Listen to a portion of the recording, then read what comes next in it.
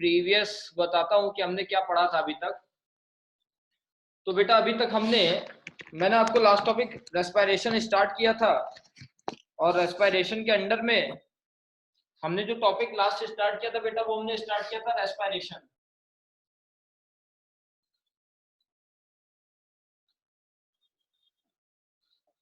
Respiration के under में पहले तो मैंने आपको बताया था कि रेस्पिरेशन होता क्या है।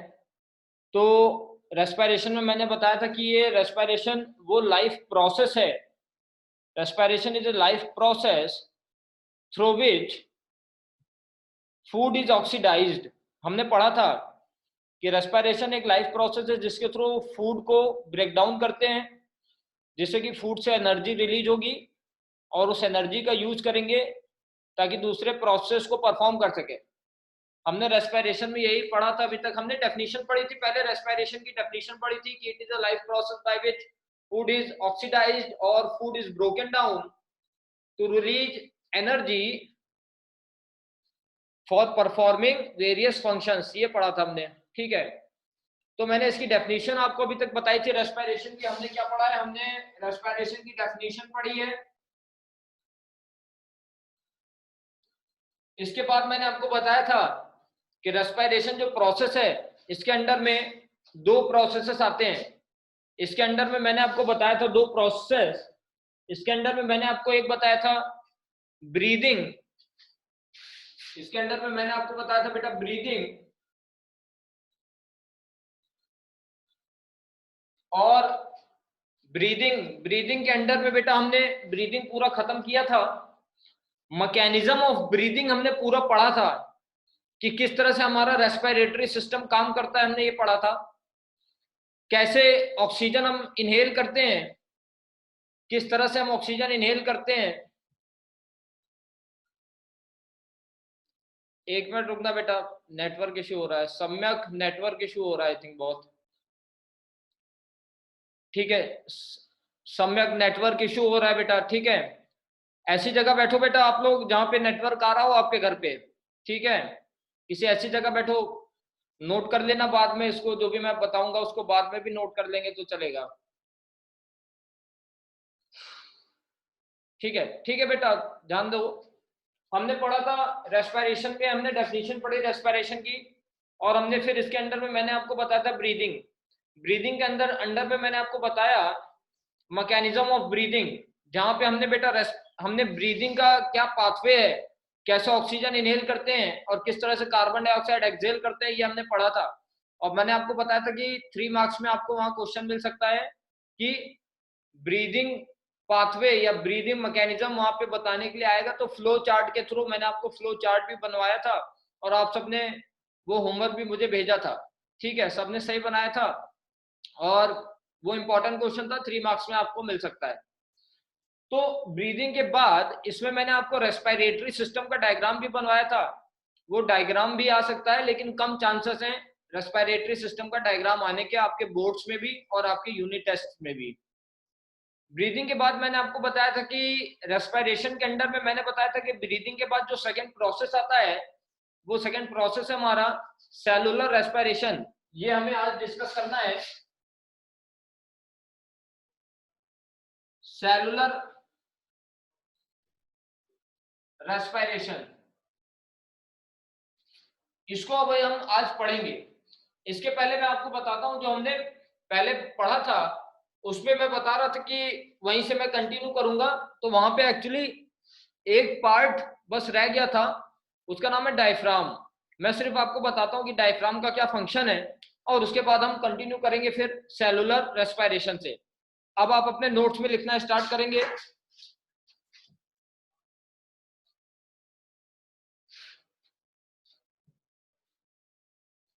देखो बेटा, हमारे उसमें ब्रीदिंग मैकेनिज्म ऑफ ब्रीदिंग में हमारे पास लास्ट एक पार्ट बचा था, वो है पार्ट हमारा डायफ्राम।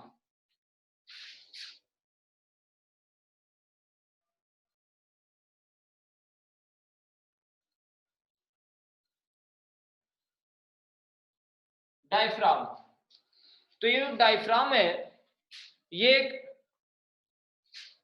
डायफ्राम एक डोम शेप्ड स्ट्रक्चर है। डायफ्राम जैसा कि मैंने जो डायग्राम आपको बनवाया था, कुछ ऐसा डायग्राम बनवाया था आपको मैंने,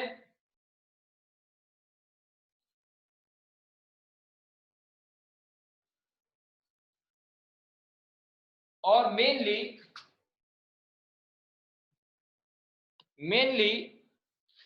ये है डायफ्राम।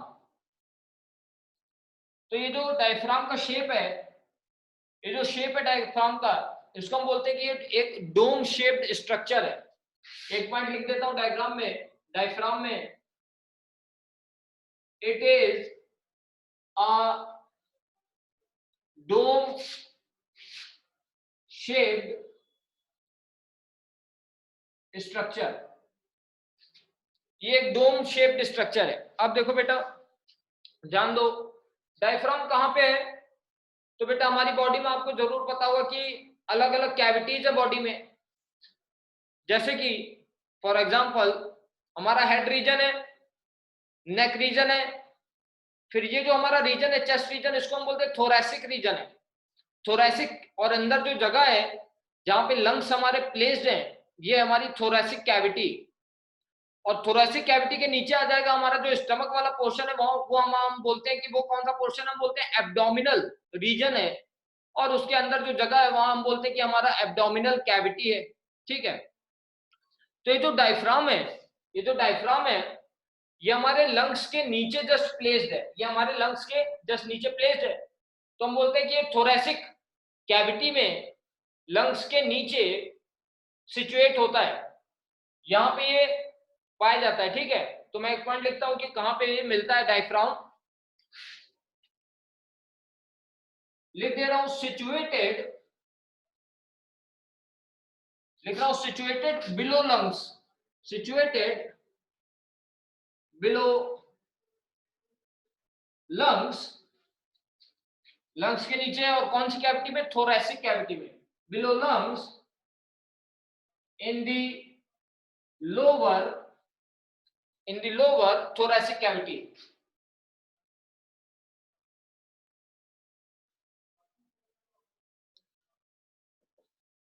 ये तो हो गई बात कि डायफ्राम का क्या स्ट्रक्चर है, डोम शेप्ड स्ट्रक्चर है, और कहां पे ये लोकेट है। ठीक है, किस जगह पे होता है। तो हमारे लोअर थोरैसिक कैविटी में लंग्स के नीचे ये सिचुएटेड है। अब देखते हैं डायफ्राम का फंक्शन क्या है। अब बेटा सुनो ध्यान से,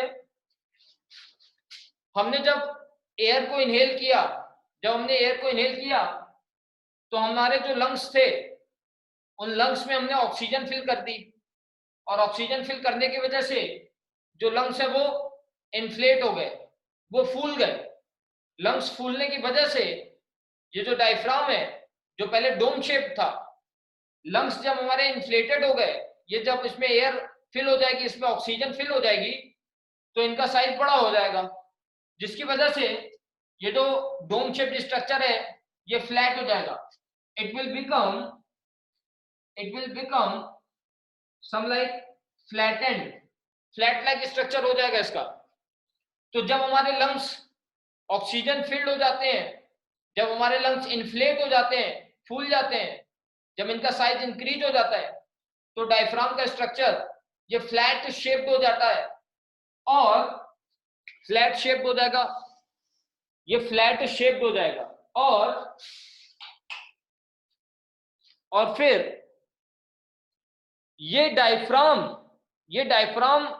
वो पार्ट है जो एयर को, जो कार्बन डाइऑक्साइड को एक्सेल करने में हेल्प करेगा। ये प्रेशर देता है लंग्स पे, जिसकी वजह से हम ऑक्सीजन, कार्बन डाइऑक्साइड को, जिसकी वजह से कार्बन डाइऑक्साइड को हम एक्सेल कर पाते हैं। तो मैं लिखता हूं फंक्शन क्या है डायफ्राम का।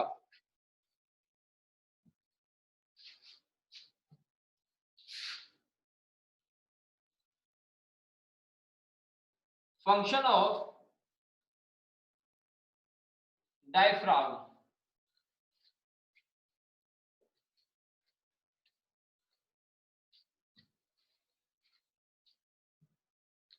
तो मैं लिख रहा हूं कि इसका फंक्शन ये है कि मेनली क्या करता है कि एक प्रेशर क्रिएट करता है लंग्स पे, जिसकी वजह से हम कार्बन डाइऑक्साइड रिलीज करते हैं, एक्सहेल करते हैं।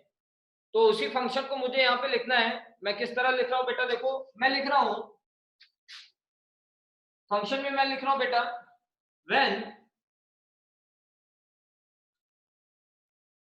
when lungs are inflated, when lungs are inflated, ये इन्फ्लेट हो गए, क्यों? क्योंकि हमने ऑक्सीजन को इनहेल किया था। when lungs are inflated due to inhalation, due to inhalation of air, air हमने इनहेल करी थी जिसकी वजह से लंग्स जो हमारे फूल गए, इन्फ्लेट हो गए।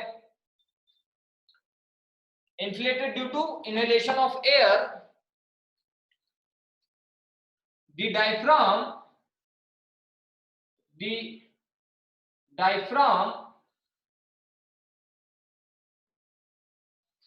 diaphragm becomes flat. The diaphragm becomes flat. The diaphragm becomes flat and it creates a pressure, एक प्रेशर लगाता है लंग्स पे। It creates a pressure on lungs to exhale carbon dioxide. It creates a pressure on lungs to exhale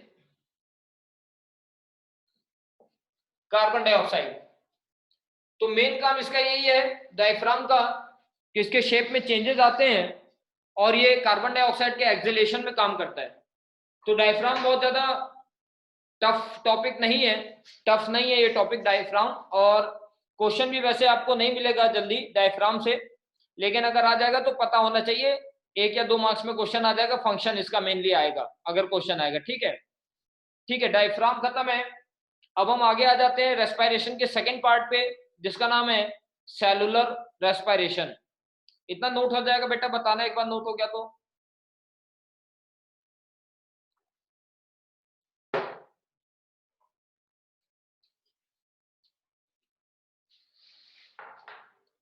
ठीक है फरहान, हो गया है। ठीक है, ठीक है बेटा, आगे आते हैं हम। ब्रीदिंग खत्म है, ठीक है बेटा।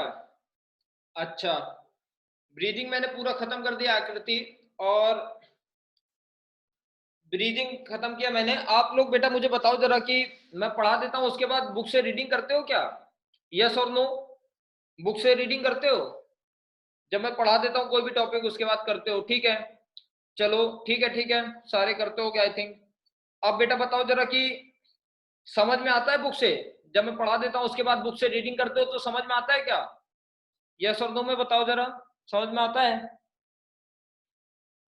ठीक है, समझ में भी आ रहा है, ठीक है, वेरी गुड। ठीक है, डाउट बेटा नहीं भेजते हो आप लोग? कोई भी क्वेश्चन किसी का नहीं आता है, कोई भी वर्ड ऐसा नहीं होता है ना? तो या तो आप लोग, या तो ऐसा है कि आपको सब समझ में आ रहा है, या फिर आप पूछना नहीं चाहते हो। ठीक है, अगर बेटा किसी के मन में ऐसा है कि पूछ नहीं रहे हो आप लोग किसी भी रीजन से, तो वो गलत है। अगर कोई भी नहीं समझ में आ रहा है तो उसको पूछे जरूर, रिक्वेस्ट है मेरी आपसे। नहीं आएगा कोई भी चीज समझ में तो बेटा जरूर उसको व्हाट्सएप पे मैसेज करें। ठीक है, क्लियर करना बहुत जरूरी है, रिजल्ट चाहिए मुझे कैसे भी। ठीक है, ठीक है, जितना ज्यादा हो सक रहा है हम लॉकडाउन में उतना डीप में पढ़ रहे हैं, फिर आगे हम कंटिन्यू करेंगे आफ्टर लॉकडाउन। ठीक है, चलो बेटा ये रफ करता हूं मैं। अब मैं आ जाता हूं रेस्पिरेशन के सेकेंड स्टेप पे।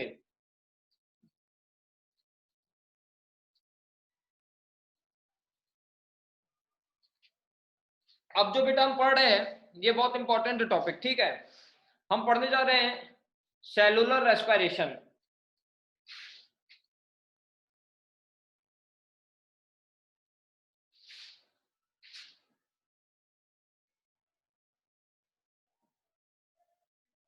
Cellular respiration, cellular respiration means, इसका बेटा मतलब है कि सेल्स के अंदर, हमने बेटा लाइफ प्रोसेस में जब स्टार्ट किया था तो न्यूट्रिशन पढ़ा था।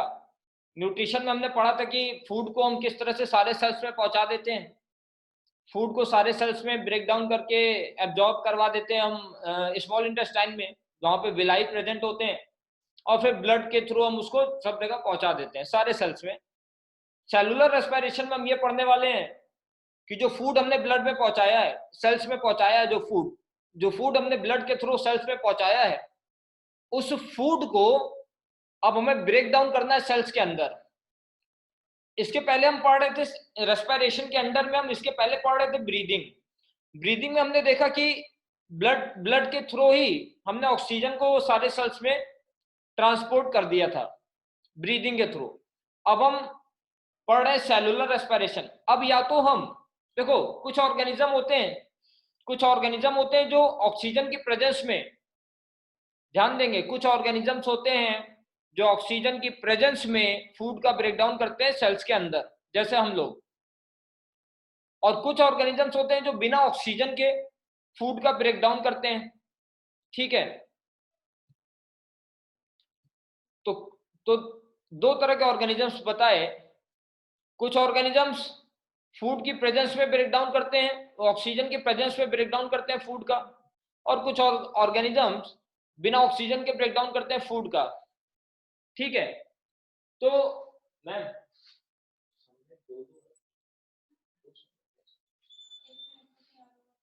ठीक है, तो 1 मिनट रुकना बेटा।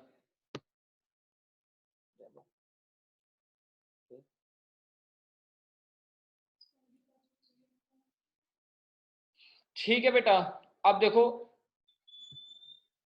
अब ध्यान दो। पहली बात तो सेलुलर रेस्पिरेशन क्या है, हमें पता चल गया। सेलुलर रेस्पिरेशन का मतलब है कि सेल्स के अंदर फूड का ब्रेक डाउन या तो ऑक्सीजन की प्रेजेंस में या ऑक्सीजन की एब्सेंस में। तो पहले इसकी डेफिनेशन लिख लेते हैं कि सेलुलर रेस्पिरेशन होता क्या है। It is a process by which food is oxidized or broken down. Food is oxidized or broken down in the presence, या तो ऑक्सीजन की प्रेजेंस में होता है और या फिर ऑक्सीजन की एब्सेंस में होता है। इन द प्रेजेंस और एब्सेंस ऑफ ऑक्सीजन। और क्यों कर रहे हैं फूड का ब्रेकडाउन? इसलिए कर रहे हैं जिससे कि उससे हम एनर्जी रिलीज करें। इन द प्रेजेंस और absence of oxygen to release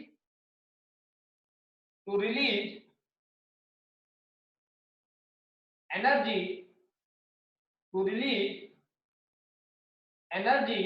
and that energy is captured in the form of that energy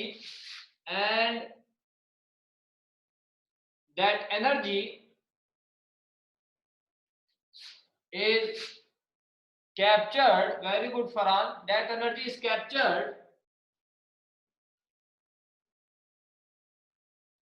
energy is captured in the form of ATP. That energy is captured in the form of ATP. तो ये तो होता है cellular respiration. अब देखते हैं, अब ये जो सेलुलर रेस्पिरेशन है ये 2 टाइप्स का है। अगर बेटा देखो, अगर फूड का ब्रेकडाउन ऑक्सीजन की एब्सेंस में होता है तो हम उसको बोलते हैं एनएरोबिक रेस्पिरेशन। और अगर फूड का ब्रेकडाउन ऑक्सीजन की प्रेजेंस में होता है तो हम उसको बोलते हैं एरोबिक रेस्पिरेशन। अब हम पढ़ने जा रहे हैं मेनली 2 तरह का रेस्पिरेशन, 2 तरह का सेलुलर रेस्पिरेशन, जिसका नाम है aerobic and anaerobic respiration. Heading लिखेंगे बेटा, types of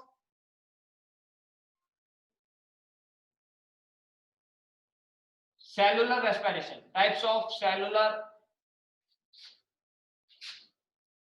respiration.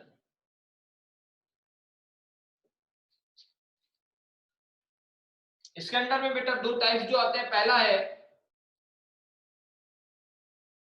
Anaerobic respiration और सेकंड है एरोबिक रेस्पिरेशन। एरोबिक रेस्पिरेशन, ये बेटा एनारोबिक रेस्पिरेशन को हम फर्मेंटेशन भी बोलते हैं। इसी में आगे लिख देता हूं मैं, फर्मेंटेशन, इसी को हम फर्मेंटेशन भी बोलते हैं, एनारोबिक रेस्पिरेशन को। ठीक है, इतना डन। अब हम स्टार्ट कर रहे हैं एनारोबिक रेस्पिरेशन से, और एरोबिक रेस्पिरेशन हम ये दोनों पढ़ेंगे अब। इतना हो गया बेटा, लिख लो बेटा, लिख लो। ठीक है,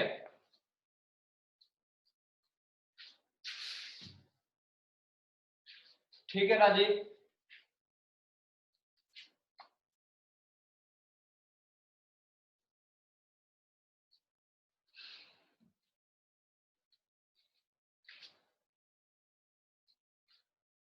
ठीक है बेटा, अब देखो,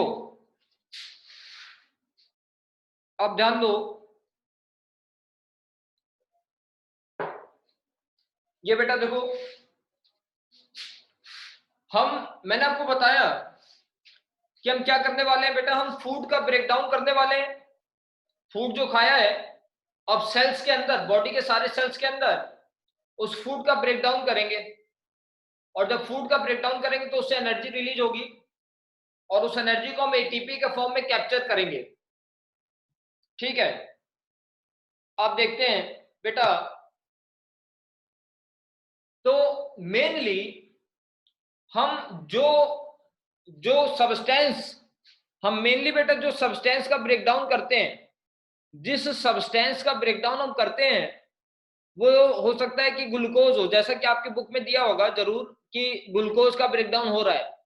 लेकिन मैं आपको बताऊं कि हम ग्लूकोज को ही नहीं, हम दूसरे सब्सटेंसेस का भी ब्रेकडाउन कर सकते हैं जो फूड में प्रेजेंट होते हैं। Mainly glucose, proteins and lipids, तीन चीजों का हम मेनली ब्रेकडाउन कर सकते हैं एनर्जी रिलीज करने के लिए। आपकी बुक में सिर्फ ग्लूकोज दिया है फॉर एग्जांपल, लेकिन हम तीन चीजों का ब्रेकडाउन कर सकते हैं। अभी जो मैं आपको बताने जा रहा हूं, ये सिर्फ आपके समझने के लिए है, कहीं लिखेंगे नहीं ऐसा, आपके कॉन्सेप्ट को क्लियर करने के लिए। ध्यान दो बेटा, ये देखो, हम मेनली बेटा करते क्या है, ये देखो, हम कार्बोहाइड्रेट को, और जरूर आपको पता होगा जैसे कि glucose, starch, cellulose, maltose, lactose, sucrose, galactose, बहुत सारे कार्बोहाइड्रेट्स के अंडर में सब आता है। मैंने आपको पहले भी बताया है, मोनोसैकेराइड, डाइसैकेराइड, पॉलीसैकेराइड्स। कार्बोहाइड्रेट के अंडर में हमें जो मेनली बताया गया है ग्लूकोज। हम क्या करते हैं बेटा, कार्बोहाइड्रेट का मतलब है एक तरह से ग्लूकोज, या तो हम, और ग्लूकोज में बेटा कितने कार्बन होते हैं, 6 कार्बन होते हैं, C6H12O6।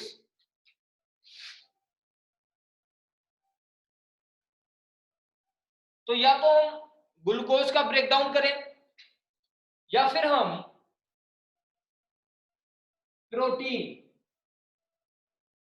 प्रोटीन्स का ब्रेकडाउन करें।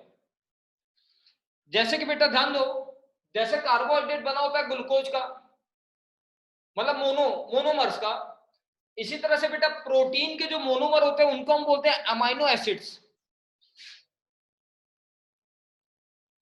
Amino acids. तो या तो हम प्रोटीन का ब्रेकडाउन करें, कहने का मतलब है अमाइनो एसिड्स का ब्रेकडाउन करें, और या फिर मैंने आपको बताया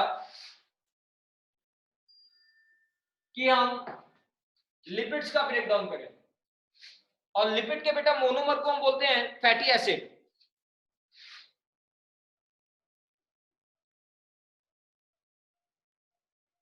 ठीक है, तो मैं ये कह रहा हूं कि इन तीनों में से हम किसी भी चीज का ब्रेक डाउन कर सकते हैं, ये तीनों ही फूड में प्रेजेंट होते हैं हमारे, और इन तीनों चीजों का ब्रेक डाउन करके हम फाइनली एनर्जी रिलीज करेंगे, हम फाइनली इससे एनर्जी रिलीज करके उसको कैप्चर करेंगे एटीपी के फॉर्म में। अब बेटा देखो ध्यान दो, सबसे पहले बेटा हम कार्बोहाइड्रेट को बहुत सारे स्टेप्स के थ्रू, डिफरेंट स्टेप्स के थ्रू हम ग्लूकोज को तोड़ देते हैं एक स्मॉलर मॉलिक्यूल में, और इसका नाम है पायरुवेट नाम है। और इसी तरह से हम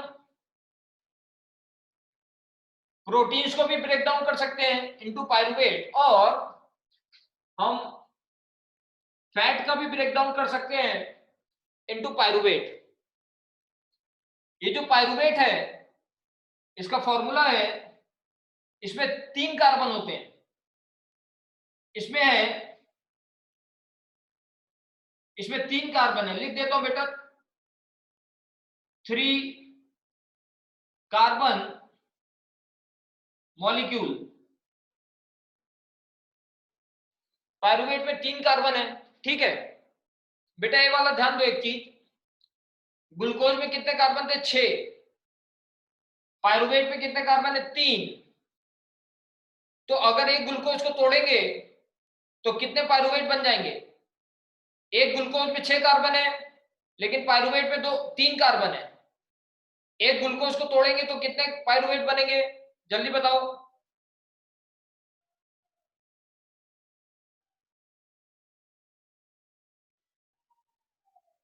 2। वेरी गुड आकृति, ठीक है बेटा, ठीक है संचिता, हाँ ठीक है 2 बनेंगे।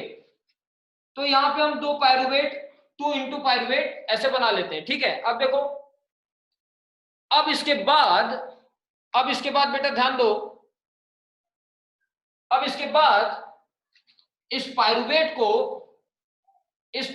को अगर बॉडी में ऑक्सीजन प्रेजेंट है, अगर बॉडी में ऑक्सीजन प्रेजेंट है, अगर सेल के पास माइटोकॉन्ड्रिया है, अगर सेल के पास माइटोकॉन्ड्रिया है और ऑक्सीजन है, तो ये पायरुवेट ऑक्सीजन की प्रेजेंस में फर्दर ब्रेक डाउन किया जाएगा। ठीक है, ध्यान देंगे क्या बोल रहा हूं मैं। अभी तक बेटा ध्यान दो, ये जितना भी हो रहा था ना पायरुवेट में टूट रहा था, ये सारी की सारी चीजें हो रही थी साइटोप्लाज्म में, सेल के साइटोप्लाज्म में ये सब हो रहा था, साइटोप्लाज्म में हो रहा था। और इस प्रोसेस को conversion of glucose into pyruvate, this process is called glycolysis. इसको बेटा हम बोलते हैं ग्लाइकोलिसिस, बोलते हैं प्रोसेस को, बोलते हैं glycolysis. Glyco means glucose, lysis means to break down. तो इस प्रोसेस को हम बोलते हैं conversion of glucose into pyruvate, conversion of carbohydrate into pyruvate. This process is called glycolysis and it occurs in the cytoplasm of the cell. ठीक है, अब बेटा ध्यान दो क्या बताया मैंने। अब अगर सेल के पास माइटोकॉन्ड्रिया है, ऑक्सीजन प्रेजेंट है, तो ये पायरुवेट फर्दर ब्रेक डाउन हो जाएगा। अगर माइटोकॉन्ड्रिया है, अगर ऑक्सीजन प्रेजेंट है, तो ये पायरुवेट जिसमें 3 कार्बन होते हैं, 2 पायरुवेट, ये दोनों पायरुवेट माइटोकॉन्ड्रिया के प्रेजेंस में, ऑक्सीजन के प्रेजेंस में फर्दर ब्रेक डाउन हो जाएंगे और ये प्रोड्यूस करेंगे कार्बन डाइऑक्साइड प्लस एनर्जी, और वो भी कितना एनर्जी, 38 एटीपी, 38 एटीपी, इतनी एनर्जी रिलीज होगी, ठीक है।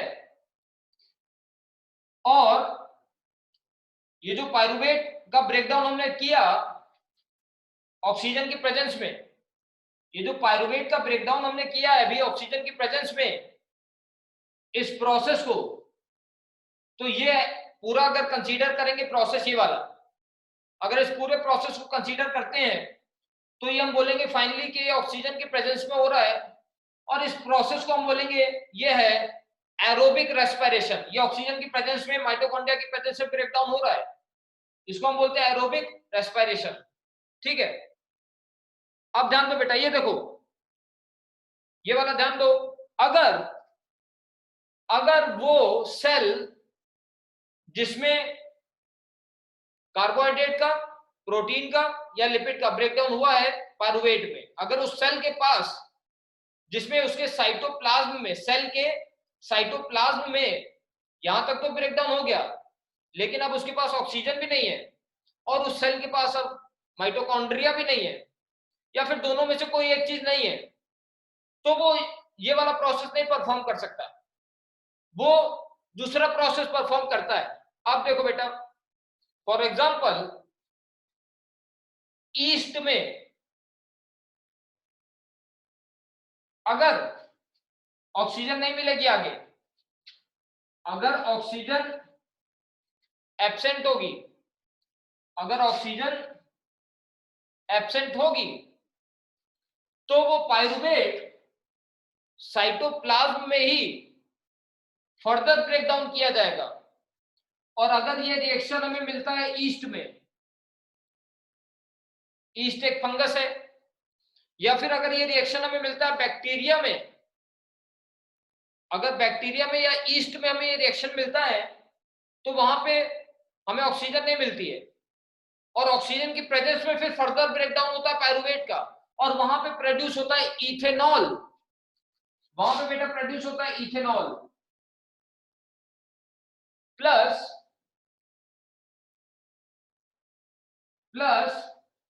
कार्बन डाइऑक्साइड प्लस एनर्जी, वो भी सिर्फ 2 एटीपी मॉलिक्यूल्स, ठीक है। अगर ईस्ट में ऐसा होता है तो हमें ऐसा मिलता है। और अगर ये सेम रिएक्शन, ये वाला देखो बेटा, अब फिर से ध्यान दो बेटा, कंफ्यूज तो नहीं हो रहा, समझ में आ रहा है, एक बार बताना यस और नो, कंफ्यूज तो नहीं हो, समझ में आ रहा है ना?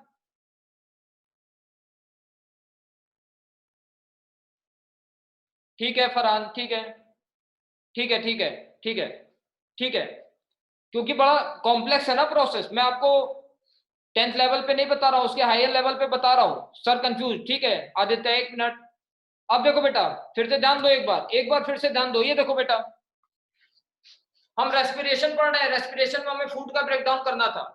मैंने आपको बताया कि फूड जिस चीज का, मटेरियल का हम ब्रेकडाउन करेंगे वो हो सकता है कि कार्बोहाइड्रेट हो, या हो सकता है वो लिपिड हो, या हो सकता है वो प्रोटीन हो। हमारी बुक में सिर्फ ग्लूकोज दिया हुआ है 10th लेवल पे, लेकिन हम इन चीजों का भी ब्रेकडाउन कर सकते हैं एनर्जी रिलीज करने के लिए। फिर मैंने आपको बताया आदित्य, फिर मैंने आपको बताया सबसे पहले इन तीनों में से कोई भी चीज हमारे सेल्स के साइटोप्लाज्म में, अब देखो बेटा ध्यान दो, चाहे बैक्टीरिया सेल हो, चाहे वो ईस्ट का सेल हो, या ह्यूमंस का सेल हो, कोई भी दुनिया का सेल होगा, कोई भी एल्गी फैल्गी कोई भी सेल होगा दुनिया का, तो उसके साइटोप्लाज्म में ग्लूकोज या प्रोटीन या लिपिड, ये वाला प्रोसेस दुनिया के सारे सेल्स में होता है।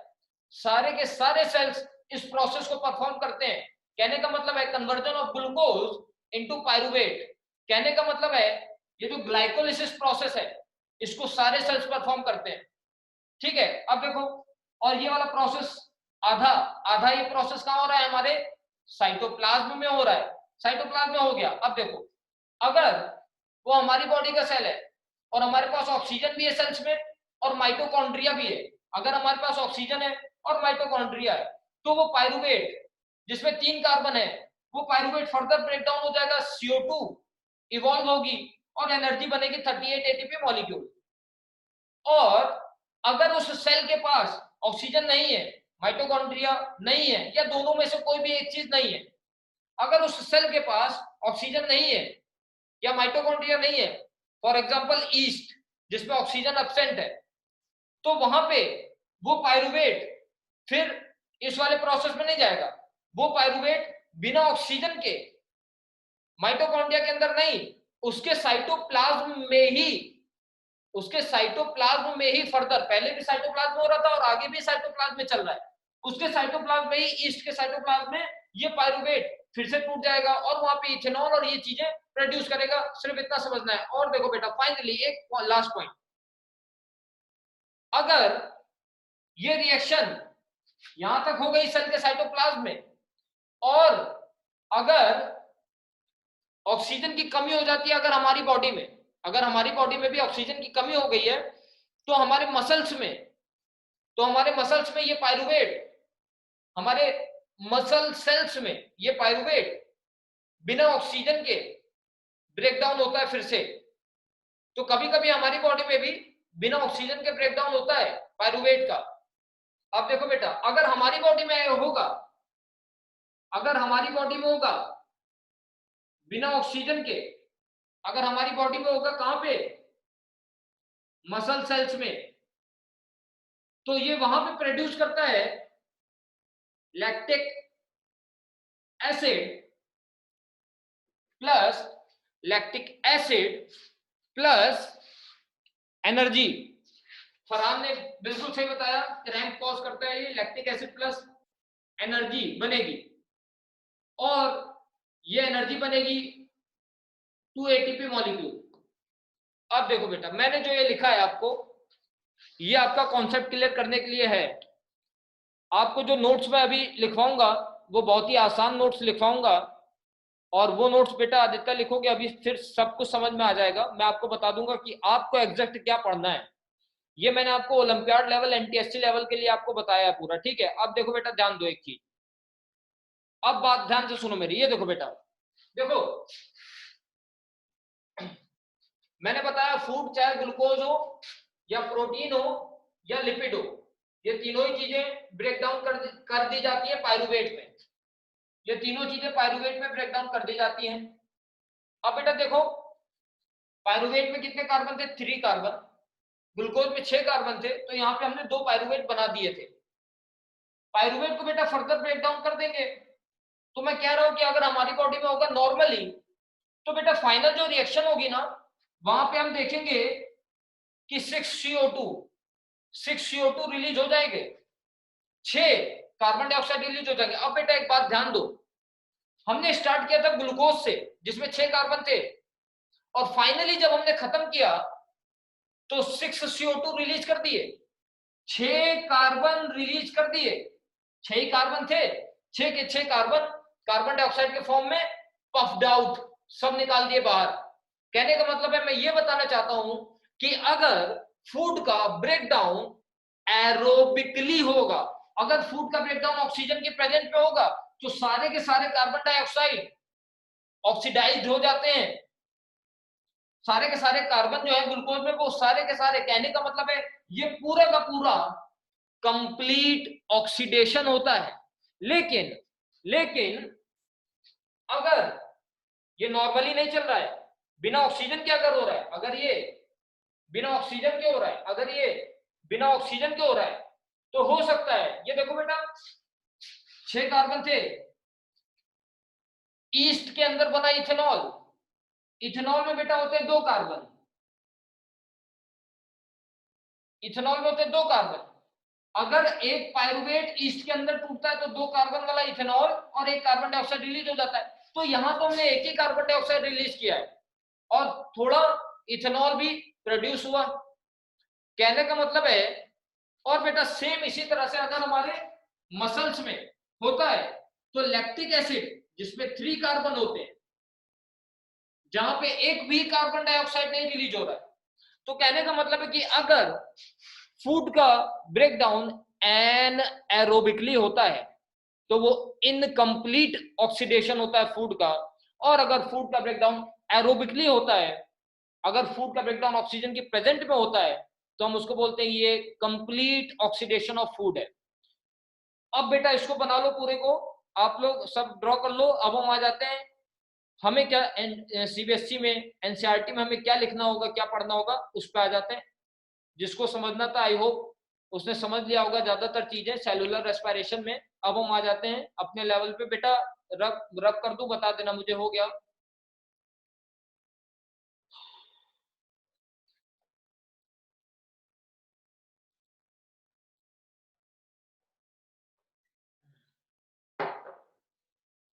ठीक है बेटा, ओके, थैंक यू। रब करता हूं इसको। कहीं पे भी ऐसा बना के नहीं आएंगे बेटा, ना ये स्कूल वाले में, ना किसी में, कहीं पे बनाएंगे नहीं। कॉन्सेप्ट क्लियर करने के लिए है, ऐसा बनाएंगे नहीं बेटा। चलो ठीक है। अब मैं आ जाता हूं, देखो अपने लेवल 10th लेवल पे हमें क्या देखना है, आप जान दो। मैंने आपको बताया दो तरह का रेस्पिरेशन होता है। हम पहला पढ़ेंगे एनएरोबिक रेस्पिरेशन। हम पहला पढ़ने जा रहे हैं बेटा एनएरोबिक।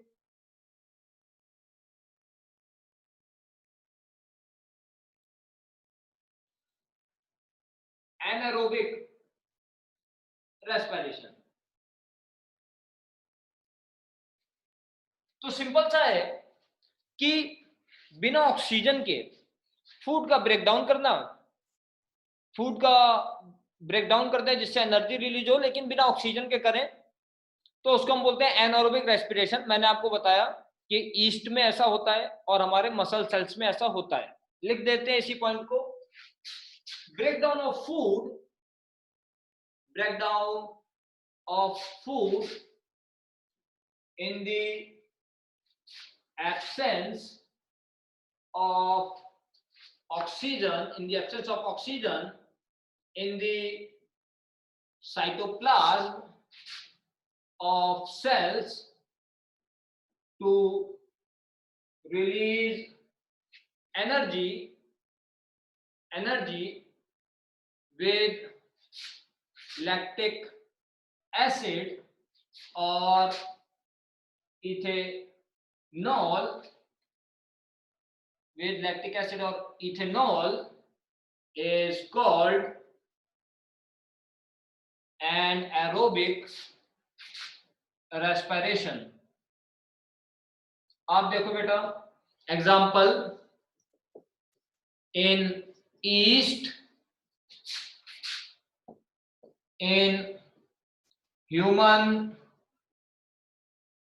muscle cells। ये हो गई सिंपल सी डेफिनेशन एनारोबिक रेस्पिरेशन की। तो बिना ऑक्सीजन के फूड का ब्रेकडाउन सेल के साइटोप्लाज्म में, जिससे कि या तो लैक्टिक एसिड प्रोड्यूस हो और या फिर इथेनॉल प्रोड्यूस हो। तो इस तरह की रिएक्शन को, इस तरह के फूड के ब्रेकडाउन को हम बोलते हैं एनारोबिक रेस्पिरेशन। अब देखो बेटा हो गया इतना। अब देखो तो हमारी बुक में जो दिया है वो कुछ ऐसे है। ग्लूकोज जिसमें 6 कार्बन है, इसका ब्रेकडाउन मैंने आपको बताया कि पायरुवेट में हो जाएगा। ग्लूकोज का मैंने बताया कि पायरुवेट में ब्रेकडाउन होगा, और मैंने बताया दुनिया के सारे सेल्स में वो वाला ब्रेकडाउन होगा। तो ग्लूकोज का ब्रेकडाउन तो पायरुवेट में होना ही होना है। ग्लूकोज का ब्रेकडाउन पायरुवेट में होना है।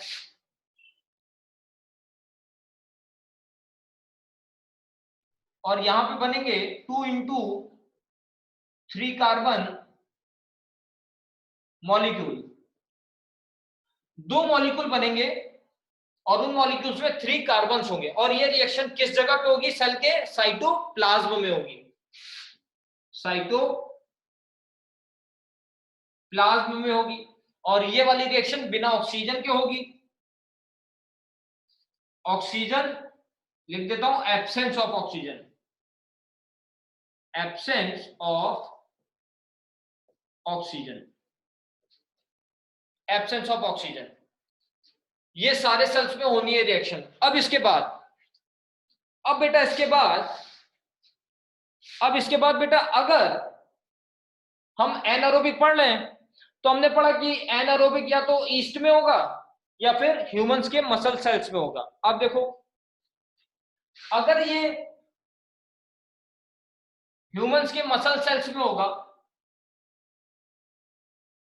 मसल सेल, अगर ये मसल सेल में होगा तो ये प्रोड्यूस करेगा, फरहान ने बताया वहां पे कि क्रैम्प्स कॉज करता है लैक्टिक एसिड, वहां पे लैक्टिक एसिड ये फॉर्म करेगा, lactic acid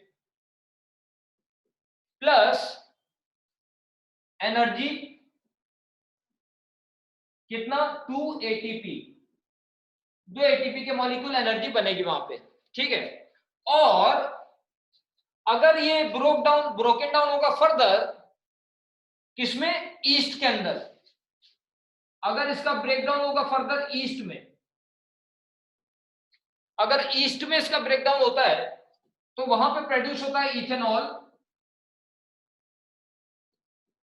plus carbon dioxide plus 2 ATP energy वहां पे रिलीज होगी। ये है एनारोबिक रेस्पिरेशन। किसी को कुछ डाउट है तो पूछो बेटा, नोट कर लो, किसी को कुछ डाउट हो एनारोबिक में तो पूछो।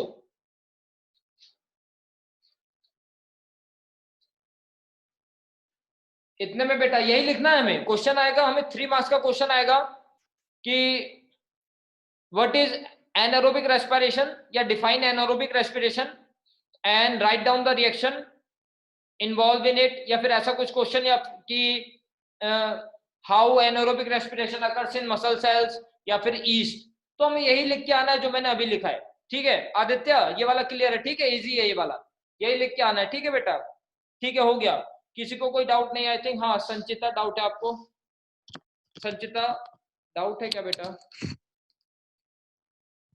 एक मिनट, संचिता क्या कह रहे हो बेटा, बताओ, नहीं डाउट नहीं, अच्छा ठीक है, ठीक है, डाउट नहीं है किसी को, एनारोबिक में कोई डाउट नहीं है बेटा, कोई बात नहीं बेटा, संचिता कोई बात नहीं, हम एनारोबिक में कोई डाउट नहीं है। अब हम आ जाते हैं एरोबिक रेस्पिरेशन में, अब आ जाते हैं एरोबिक रेस्पिरेशन में।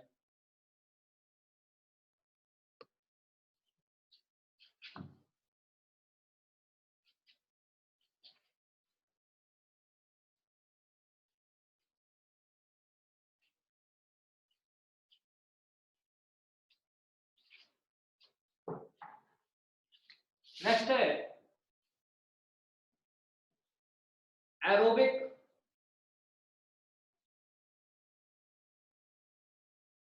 Aerobic respiration. तो सिंपल है, एनारोबिक का अपोजिट है ये, कि अगर फूड का ब्रेकडाउन ऑक्सीजन की प्रेजेंस में होगा तो हम बोलेंगे ये एरोबिक रेस्पिरेशन है, ठीक है, ऑक्सीजन की प्रेजेंस में होगा तो हम बोलेंगे एरोबिक रेस्पिरेशन है। सिंपल सी डेफिनेशन है, लिख लेते हैं, breakdown of food in the presence of oxygen to release energy and carbon dioxide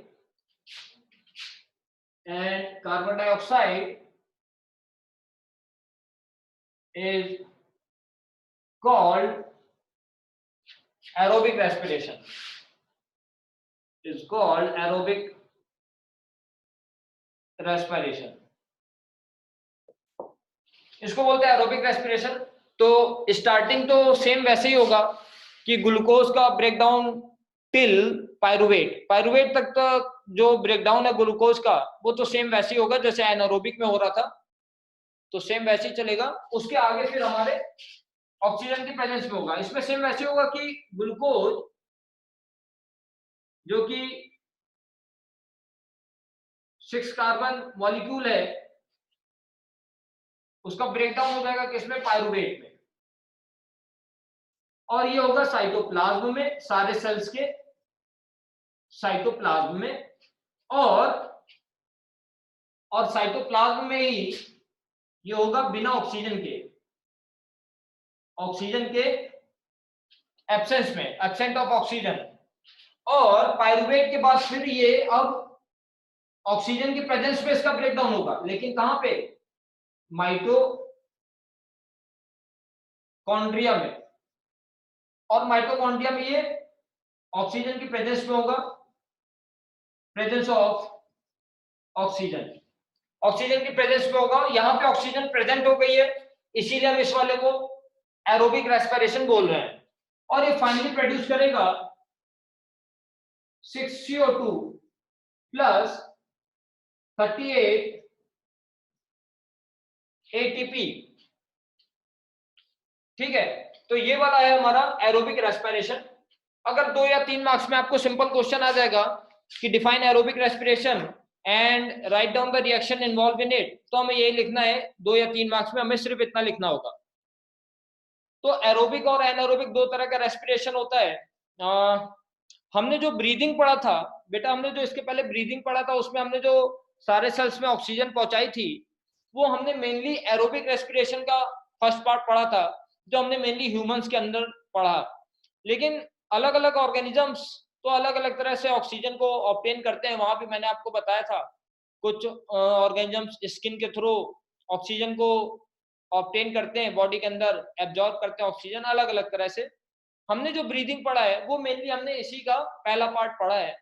और जो हमने इसके पहले अभी जस्ट एनारोबिक रेस्पिरेशन, अभी तो हमने एरोबिक पढ़ा, इसके पहले एनारोबिक पढ़ा, वो सिर्फ सेलुलर रेस्पिरेशन का एक दूसरा टाइप है। ठीक है, इतना कंप्लीट है बेटा, तो मैं आगे बढ़ूं, हो गया, इतना हो गया, लिख लो बेटा। आकृति कुछ कह रहे हो बेटा, क्या कह रहे हो?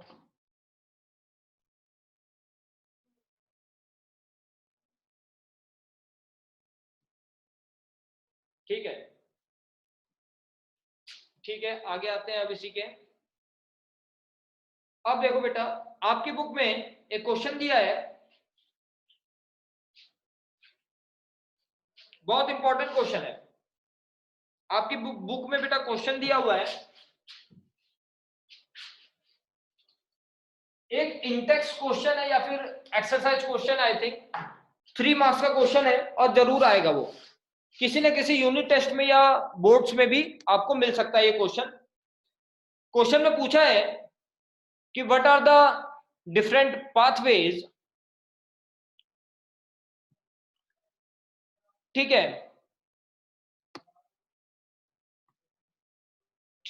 ठीक है, वहां क्वेश्चन में बेटा आपको पूछा है, नीलाक्षी लेट आया बेटा, बहुत कुछ आपने मिस किया। अब देखो, क्वेश्चन में बेटा आपको पूछा है वहां पे कि what are the different pathways by which glucose is oxidised to release energy. तो जो हमने पढ़ा है अभी अभी जस्ट, हमने एरोबिक पढ़ा, एनारोबिक पढ़ा, ठीक है, काफी कुछ उसके अंदर में मैंने आपको बताया।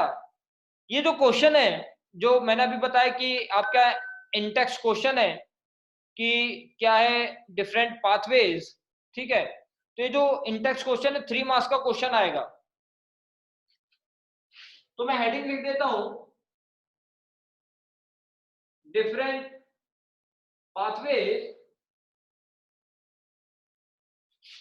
involved in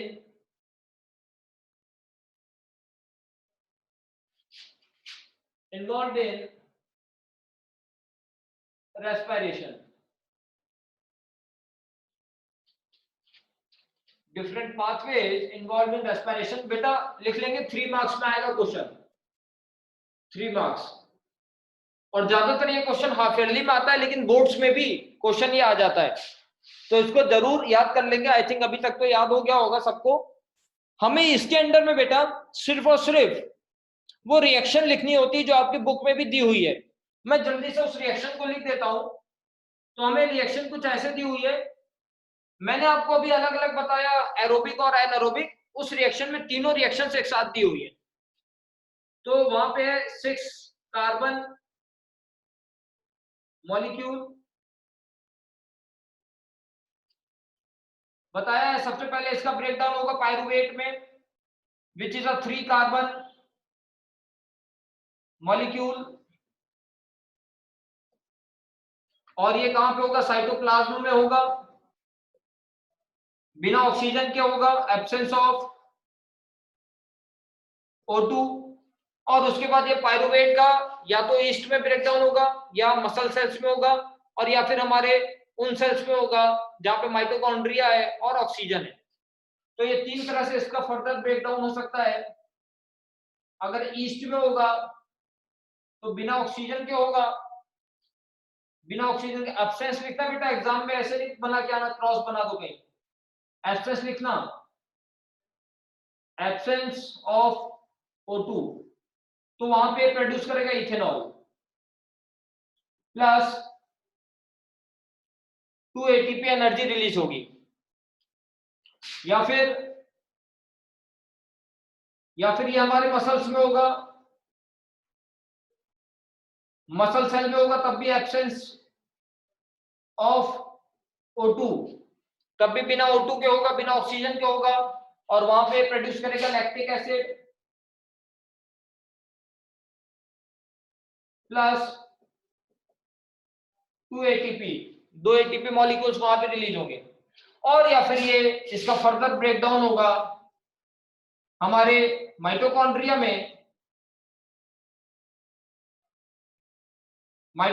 में, और ये वाला लेकिन ऑक्सीजन के प्रेजेंस में होगा, प्रेजेंस ऑफ ऑक्सीजन, और वहां पे प्रोड्यूस होगा carbon dioxide 6 CO2 plus 38 ATP। तो these are the different pathways for the breakdown of food। ये तीनों डिफरेंट पाथवेज है, 3 मार्क्स में बेटा आ जाएगा, तो यही बनाना है। आदित्य ये वाली रिएक्शन जरूर याद कर लेनी है, आप समझ लो कैसे भी इसको रटना है आपको, ठीक है। मैं ये वर्ड बोलता नहीं हूँ जल्दी की रटना है, लेकिन इसको जल्दी से आपको कैसे भी इसको रटना है, समझ लो बोर्ड के 3 मार्क्स है ये आपके, जरूर आएगा क्वेश्चन, ठीक है। इसको याद करेंगे कैसे भी हो जाएगा, तो बेटा बताएंगे आगे, हम आगे बढ़ते हैं फिर।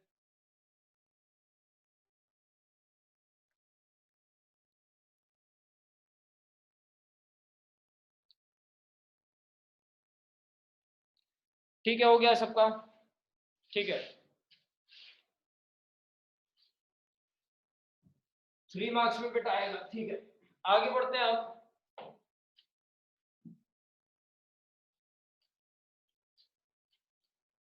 बुक में भी बेटा ये रिएक्शन दी हुई है, बुक से लिख लेंगे, अगर नहीं हुआ है किसी का तो बुक से लिख लेंगे।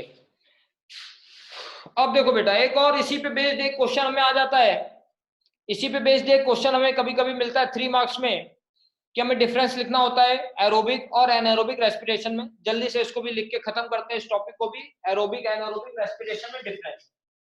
हम लिख रहे हैं एरोबिक रेस्पिरेशन और anaerobic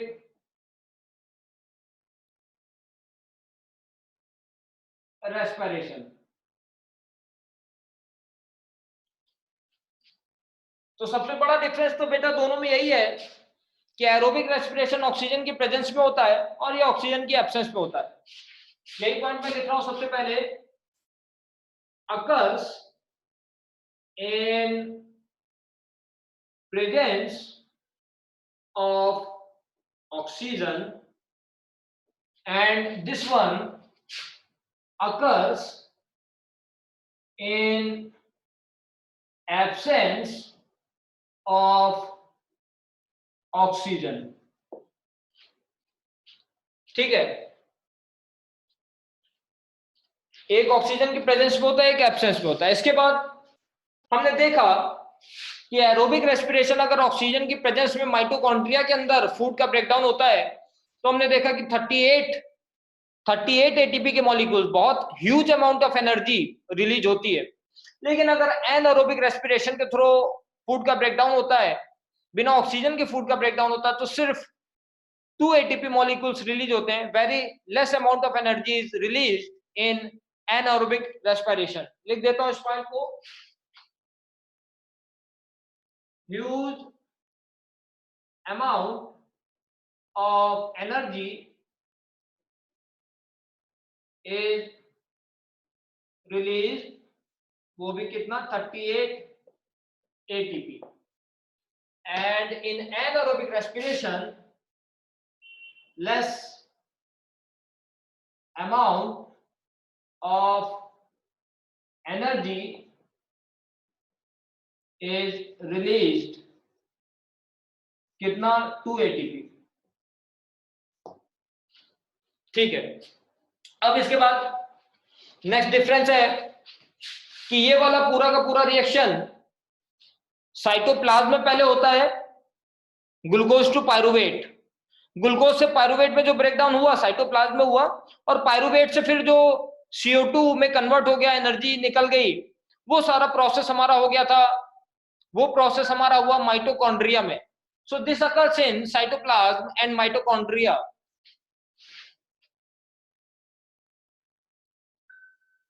occurs in cytoplasm and mitochondria।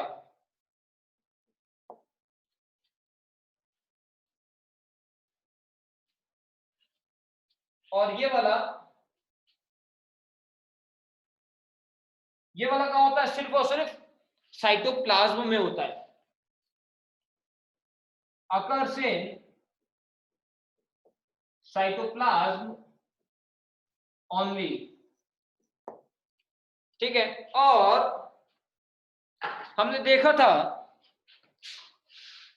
कि एनर्जी के साथ साथ, एनारोबिक वाले में एनर्जी के साथ साथ क्या रिलीज होता है? या तो लैक्टिक एसिड प्रोड्यूस होगा और या फिर इथेनॉल प्रोड्यूस होता है। ठीक है, तो यहां पे लैक्टिक एसिड या फिर ethanol is produced as a by product, but in this one only carbon dioxide is produced as a by product. तो ये भी एक डिफरेंस है, लिख लेते हैं। CO2 is produced as byproduct, and in this one ethanol or lactic acid is produced as byproduct। Important question है बेटा, ये भी 3 मार्क्स में पूछा जाता है। लिख लेंगे बेटा, ऊपर 3 मार्क्स आ सकता है क्वेश्चन।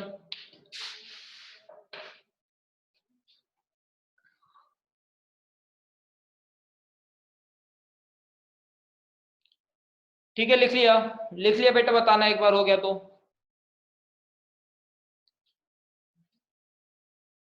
ठीक है फरहान, ओके। ठीक है नीलाक्षी, ओके।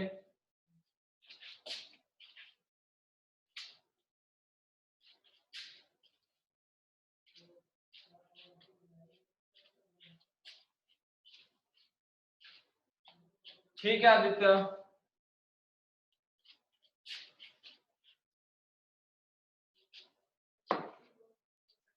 चलो। अब बेटा देखो, मैंने आपको बताया था कि जो एनारोबिक रेस्पिरेशन होता है, मैंने आपको बताया था कि एनारोबिक रेस्पिरेशन को हम फर्मेंटेशन भी बोलते हैं। ठीक है, ये बताया था। अब बेटा मुझे जरा एक बार बताओ कि अगर एनारोबिक रेस्पिरेशन ईस्ट में होगा तो बाई प्रोडक्ट क्या रिलीज होगा? अगर ईस्ट में होगा, एनारोबिक रेस्पिरेशन अगर ईस्ट में होगा तो बाई प्रोडक्ट क्या निकलेगा? एनर्जी के साथ साथ क्या निकलेगा? इथेनॉल निकलेगा। ठीक है, बिल्कुल सही है। ठीक है फरहान, गरिमा, आकृति, ठीक है नीलाक्षी, ठीक है, सबको पता है इथेनॉल निकलेगा। तो बेटा पता है, ये जो ईस्ट में एनारोबिक रेस्पिरेशन हो रहा है, इसको हम इथेनॉल फर्मेंटेशन भी बोलते हैं। इसीलिए पूछा था मैंने, इसको हम इथेनॉल फर्मेंटेशन भी बोलते हैं। बस कहीं पे वर्ड मिल ना जाए कहीं ओलंपियाड में, इसलिए बता रहा हूं, कहीं पे आएगा नहीं ऐसे नॉर्मली। लेकिन याद रखेंगे कि ईस्ट में जो एनारोबिक रेस्पिरेशन होता है, तो एनारोबिक रेस्पिरेशन को हम फर्मेंटेशन बोलते हैं, और ईस्ट में इथेनॉल प्रोड्यूस होता है, इसलिए वहां पे हम इसको इथेनॉल फर्मेंटेशन बोलते हैं। और जैसा कि आपको जरूर पता होगा कि मसल्स में लैक्टिक एसिड प्रोड्यूस होता है, तो इसलिए हम मसल्स में इसको बोलते हैं लैक्टिक एसिड फर्मेंटेशन। तो हमारे मसल्स में होता है तो लैक्टिक एसिड फर्मेंटेशन उसको हम बोलते हैं, ठीक है। अब देखो, ठीक है, तो फिर रेस्पिरेशन के अंदर में मैंने आपको पूरा ब्रीदिंग बताया, उसके बाद सेलुलर रेस्पिरेशन हमने डिस्कस किया। रेस्पिरेशन प्रोसेस, हमारा जो लाइफ प्रोसेस है, रेस्पिरेशन कंप्लीट हो गया है। अब हम आगे आ जाते हैं, इस पे नेक्स्ट हमारे लाइफ प्रोसेस पे, जो सेकेंड लास्ट है हमारा। और इसको हम लाइफ प्रोसेस, ये जो है हमारा नेक्स्ट वाला, इसको हम कौन सा पढ़े, हम पढ़ने जा रहे हैं ट्रांसपोर्टेशन। अच्छे से समझेंगे काफी ट्रांसपोर्टेशन, और क्वेश्चंस आपको मिलेंगे। इंपॉर्टेंट टॉपिक है ट्रांसपोर्टेशन, बोर्ड के लिए बहुत इंपॉर्टेंट टॉपिक है ट्रांसपोर्टेशन, इसको हम पढ़ेंगे, ठीक है। ब्रेक लेते हैं, 1-1.5 मिनट का, 2 मिनट का ब्रेक लेते हैं। जो लोग वीडियो या ऑनलाइन देखेंगे, 2 मिनट का ब्रेक है उनके लिए भी, ठीक है। ब्रेक लेते हैं बेटा।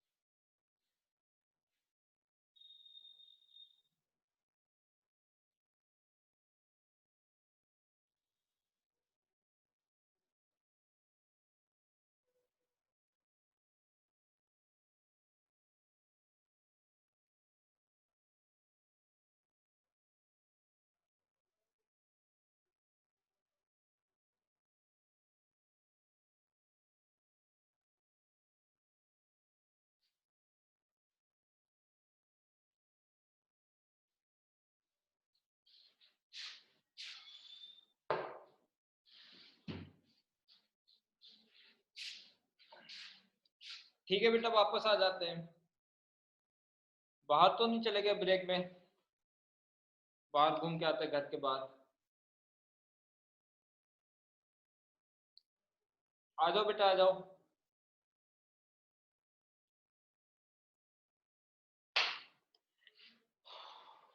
ठीक है फरहान,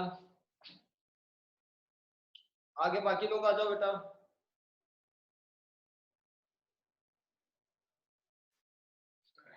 आकृति सम्यक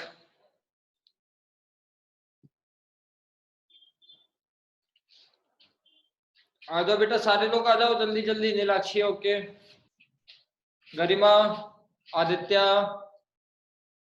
ठीक है, आदित्य, सुजल, गरिमा ओके, एनेश, संचिता आगे बेटा ठीक है, सुजल, एनेश,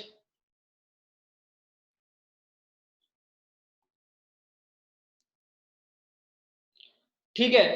आप देखो बेटा, सुजल ठीक है, अब हम स्टार्ट करते हैं। एनेश ओके, अब हम स्टार्ट करते हैं बेटा अपना नेक्स्ट लाइफ प्रोसेस, और इसका नाम है ट्रांसपोर्टेशन। इसका नाम है ट्रांसपोर्टेशन।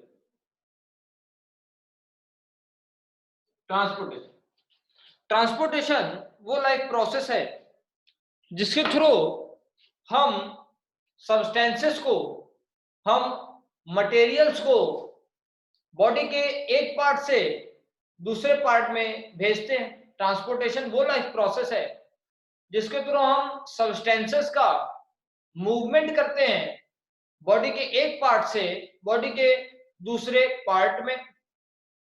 अगर ह्यूमंस की बात करते हैं, ह्यूमंस की अगर बात करते हैं तो ह्यूमंस में ट्रांसपोर्टेशन लाइफ प्रोसेस को परफॉर्म करने के लिए हमारे पास है एक well specialised, well developed circulatory system. Humans में डिफरेंट ऑर्गेनिजम्स के पास different types of circulatory systems हैं जिसमें अलग अलग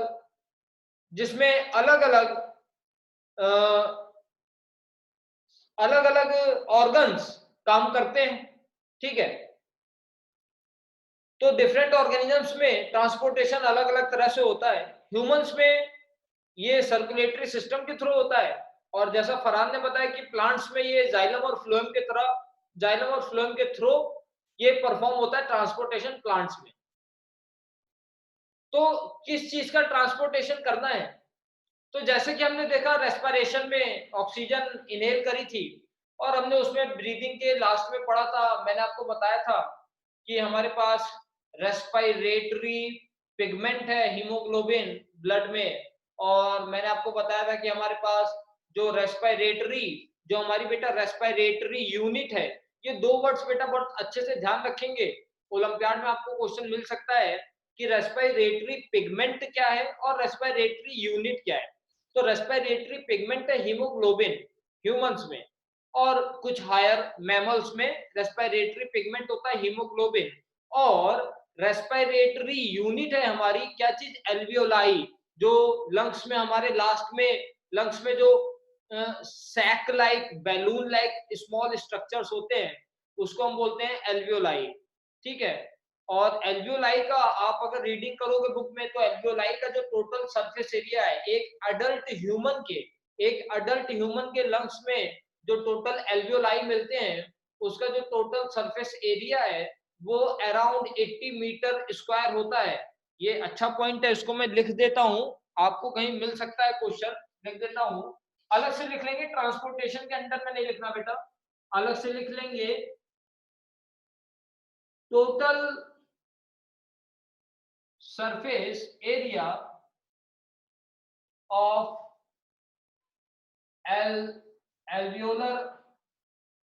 alveolar sacs in an adult human is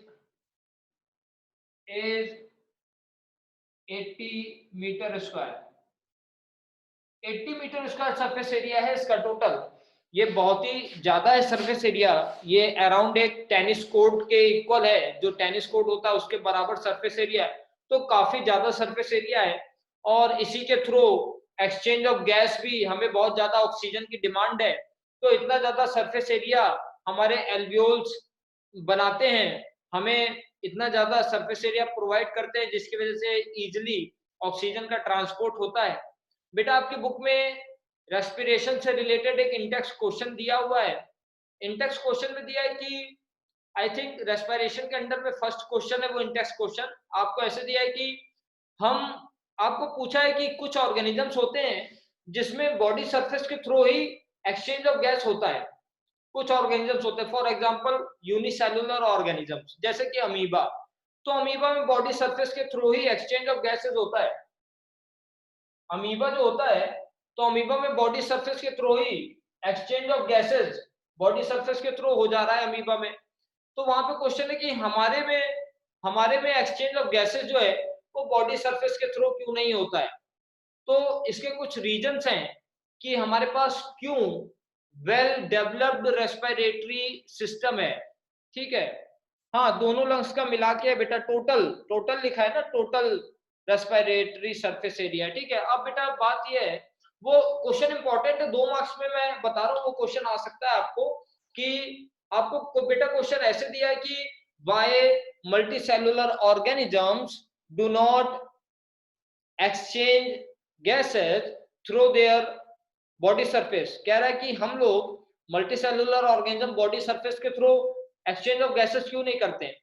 इसके कुछ रीजन है। पहला बेटा रीजन ये है कि हमारी जो ऑक्सीजन की डिमांड है वो बहुत ज्यादा है।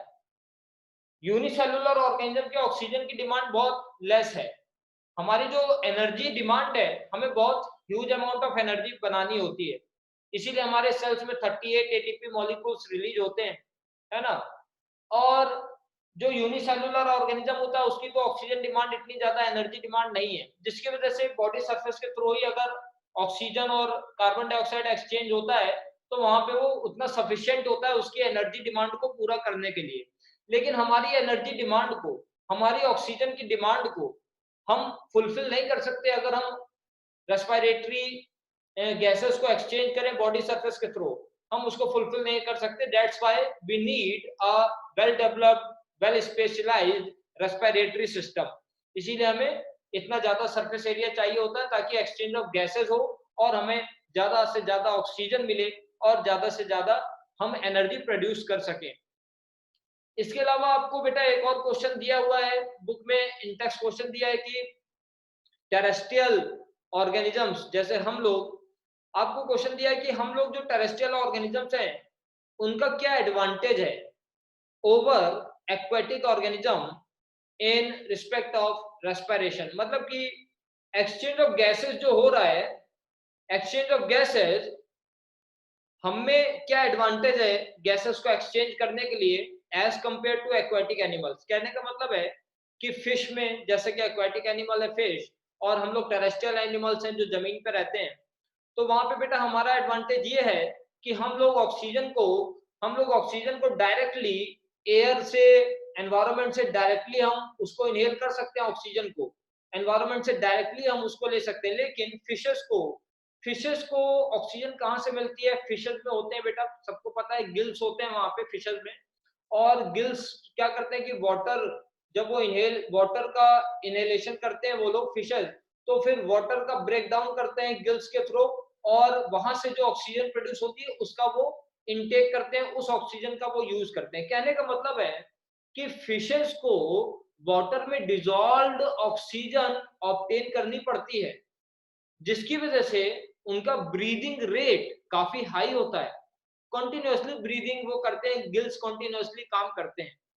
हमें ऑक्सीजन डायरेक्टली, हम एटमॉस्फेयर से ऑक्सीजन को इनहेल कर लेते हैं, तो हमारा ब्रीदिंग रेट भी फिशेस से लो होता है, स्लो होता है। आपने फिशेस को अभी कभी ध्यान दिया हो तो हमेशा उनका मुंह खुलता रहता है, बंद होता रहता है कंटिन्यूअसली, तो उनका ब्रीदिंग रेट काफी हाई होता है।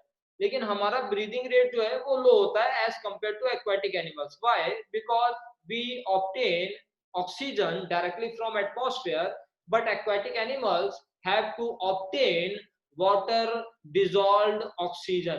ठीक है, तो ये कुछ इंडेक्स क्वेश्चंस आपके बुक में दिए हुए हैं रेस्पिरेशन से रिलेटेड, और प्रीवियस ईयर्स में 2 या 3 मार्क्स में ये क्वेश्चन पूछे भी गए हैं, तो इनको जरूर पढ़ लें और जरूर आपको आंसर आना चाहिए। अगर कोई आंसर आपको नहीं आता है तो प्लीज उसको सेंड करें और उसका आंसर डिस्कस करें अपने फ्रेंड्स के साथ, क्लासमेट्स के साथ, या मैं आपको आंसर उसके प्रोवाइड करवाऊंगा।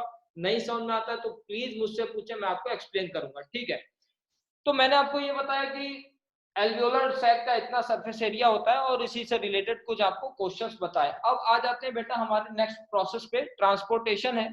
ट्रांसपोर्टेशन में मैंने आपको बताया कि ट्रांसपोर्टेशन वो लाइफ प्रोसेस है जिसके थ्रू हम सब्सटेंसेस को, मटेरियल्स को बॉडी के एक पार्ट से दूसरे पार्ट में भेज देते हैं।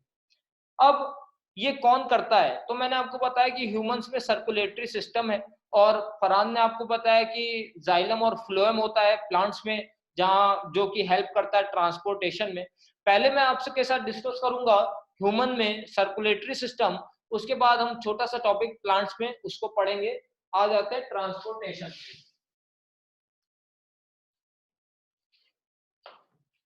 ट्रांसपोर्टेशन लिख देता हूं। ट्रांसपोर्टेशन होता क्या है? It is a life process through which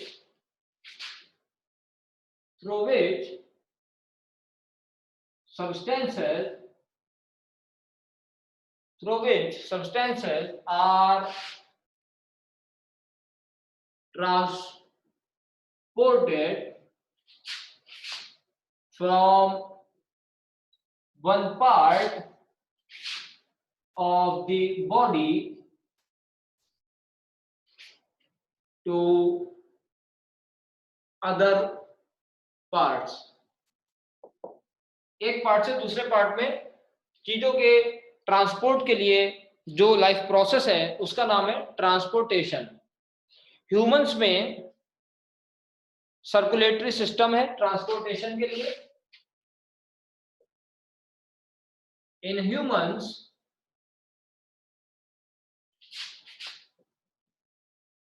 transportation occurs through circulatory system. Humans में ट्रांसपोर्टेशन सर्कुलेटरी सिस्टम के थ्रू होता है। ह्यूमंस में ट्रांसपोर्टेशन सर्कुलेटरी सिस्टम के थ्रू होता है।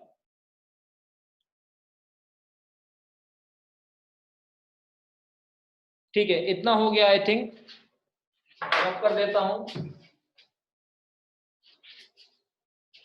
ठीक है, ठीक है बेटा, रब कर रहा हूं।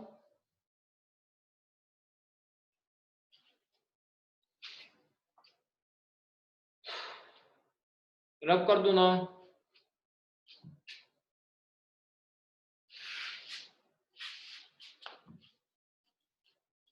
आप बेटा देखो। ओके फरहान, देखो बेटा हम स्टार्ट कर रहे हैं सर्कुलेटरी सिस्टम ह्यूमंस में। हम पढ़ने जा रहे हैं सर्कुलेटरी सिस्टम।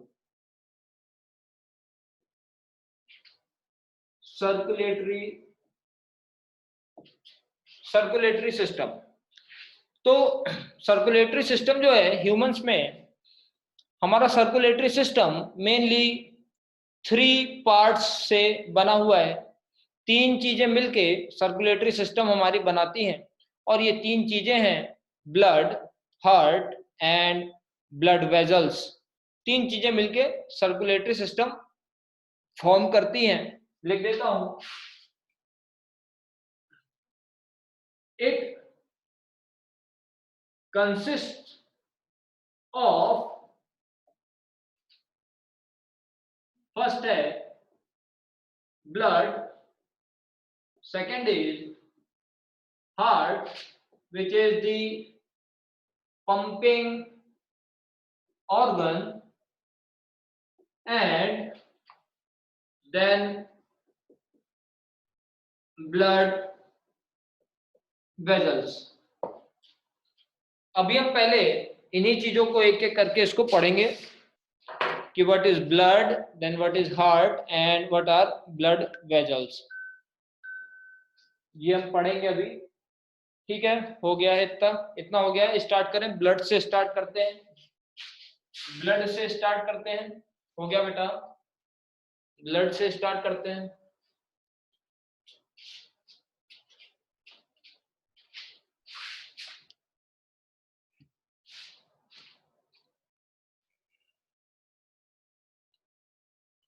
हाँ, osmosis is a method to transport substances, सही है, हाँ आएगा, उसी में ही आ सकता है। लेकिन ऑस्मोसिस तो हम अलग से एक टॉपिक है, हम डिफरेंट स्टडी करते हैं ऑस्मोसिस की, कि क्या होता है ऑस्मोसिस और कैसे होता है, ये हम अलग से भी पढ़ते हैं उसको। ठीक है, संचिता हो गया, रब कर दूं? रब कर दूं?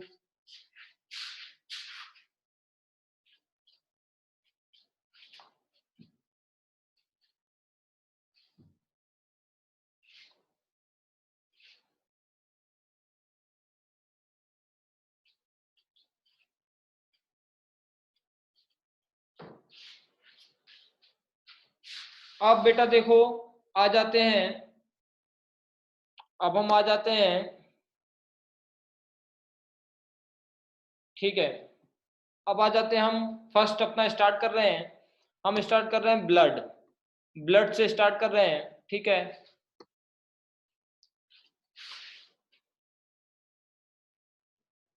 Blood,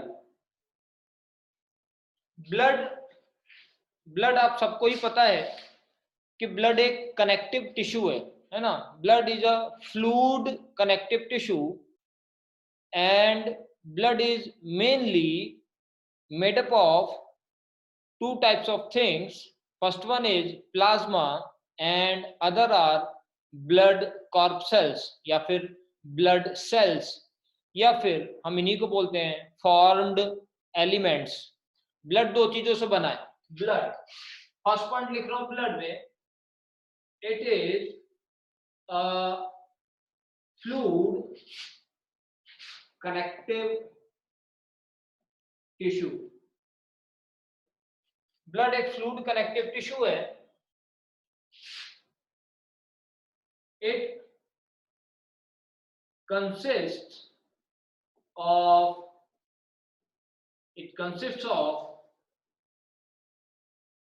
plasma and blood corpuscles।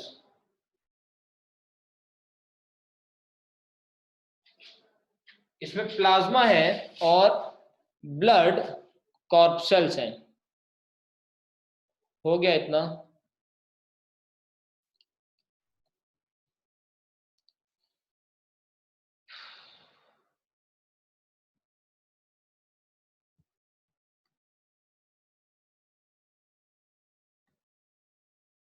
ठीक है, इतना हो गया, ठीक है। तो इसमें प्लाज्मा और ब्लड कॉर्पसेल्स।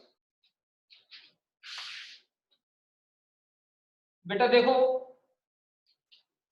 अराउंड 55% ब्लड में प्लाज्मा होता है एंड अराउंड 45% ब्लड सेल्स होते हैं ब्लड में, ठीक है, 45%, ठीक है। ब्लड सेल्स, ब्लड सेल्स जो है, ब्लड कॉर्पसेल्स जो है, ब्लड सेल्स हैं, ये तीन तरह के होते हैं मेनली।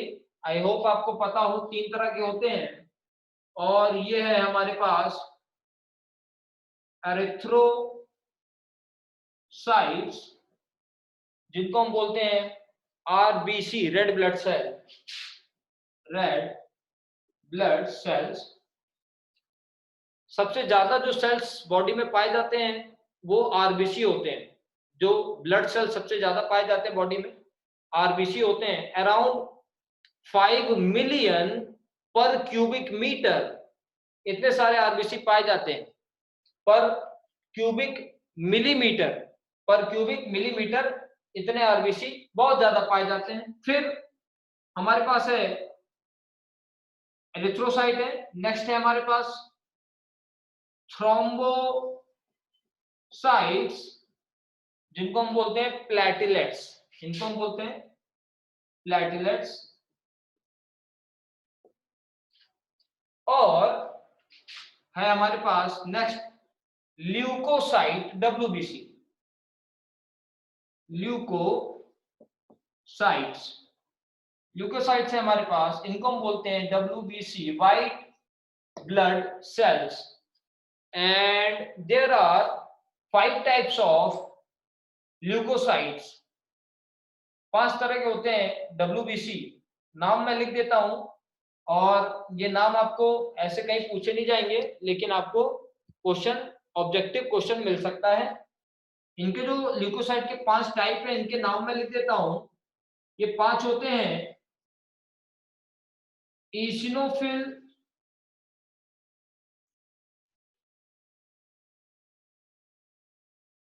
बेसोफिल्स,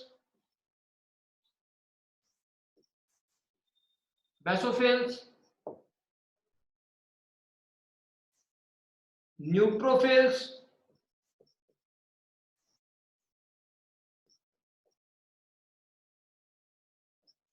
मोनोसाइट्स एंड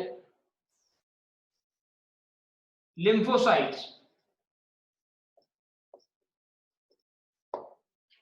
ये 5 तरह के होते हैं। इनमें से बेटा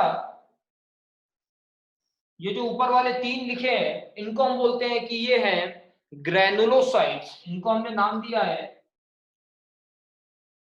ग्रैनुलोसाइट्स। और जो नीचे वाले दोनों हैं, इनको हमने नाम दिया है ए ग्रैनुलोसाइट्स। ठीक है, ये वाला टॉपिक जो 5 अलग से बताए हैं, ऐसे आपको लर्न नहीं करना है। आप जब अपने सिलेबस के लास्ट में ऑब्जेक्टिव लगा रहे होगे, क्वेश्चंस प्रैक्टिस कर रहे होगे ज्यादा से ज्यादा, तो उस टाइम पे आपको ये वर्ड्स मिलेंगे, तो हम वहां पे उसका रिवीजन करेंगे, वहां पे याद करने की कोशिश इसको करेंगे। अभी बहुत ज्यादा जोर डालने की जरूरत नहीं है। अभी हमें ये 3 नाम पता होने चाहिए। अब देखो, तो ब्लड के मैंने आपको ये चीजें बताई कि ब्लड में क्या कॉन्स्टिट्यूएंट्स होते हैं, ब्लड में क्या क्या चीजें होती हैं, ये मैंने आपको बताया। मेनली प्लाज्मा होता है 55%। और बेटा प्लाज्मा में भी, प्लाज्मा जो होता है ब्लड में, प्लाज्मा हम कहते हैं कलरलेस लाइक फ्लूइड होता है। प्लाज्मा येलोइश, कुछ रेफरेंस बुक्स में येलोइश कलर दिया होता है प्लाज्मा के लिए। और प्लाज्मा जो होता है, प्लाज्मा में अराउंड 90 to 95% वाटर होता है प्लाज्मा में, और अराउंड 5 to 8% उसमें प्रोटीन्स होते हैं प्लाज्मा में। एरिथ्रोसाइट, आरबीसी के बारे में आपको जरूर पता होगा कि जैसा कि नाम है रेड ब्लड सेल्स, तो इसमें एक रेड कलर का पिगमेंट पाया जाता है जिसको हम बोलते हैं हीमोग्लोबिन। ठीक है, हीमोग्लोबिन। इसी में मैं आगे लिख देता हूं contains haemoglobin, contains haemoglobin, contains haemoglobin. और हीमोग्लोबिन हमारा रेस्पिरेटरी पिगमेंट है। ठीक है, हीमोग्लोबिन आयरन रिच पिगमेंट है, रेस्पिरेटरी पिगमेंट है।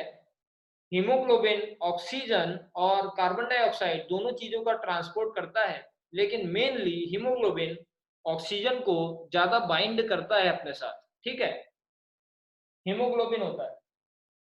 और प्लेटलेट्स किस में काम करते हैं, बताओ मुझे, प्लेटलेट्स कहाँ काम करते हैं? प्लेटलेट्स, थ्रोम्बोसाइट्स जो है, इनका क्या काम है थ्रोम्बोसाइट्स का, बताओ मुझे कोई। वेरी गुड नीलाक्षी, आकृति आप सबको पता है, ब्लड क्लॉटिंग में बिल्कुल सही है। फरहान, कोटिंग ऑन वुंड, ठीक है बेटा, सही है, आप लोगों को पता है। ठीक है, तो प्लेटलेट्स में लिख देता हूं helps in clotting, helps in blood blood clotting, helps in blood clotting. ठीक है,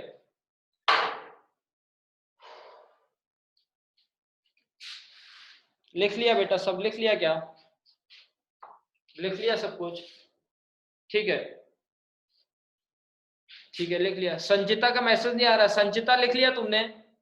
बेटा लिख लिया? संचिता मैसेज करो, लिख लिया?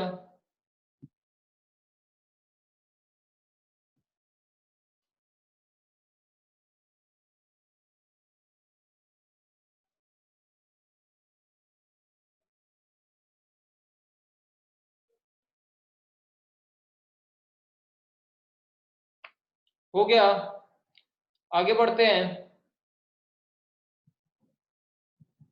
ठीक है, आगे बढ़ते हैं बेटा।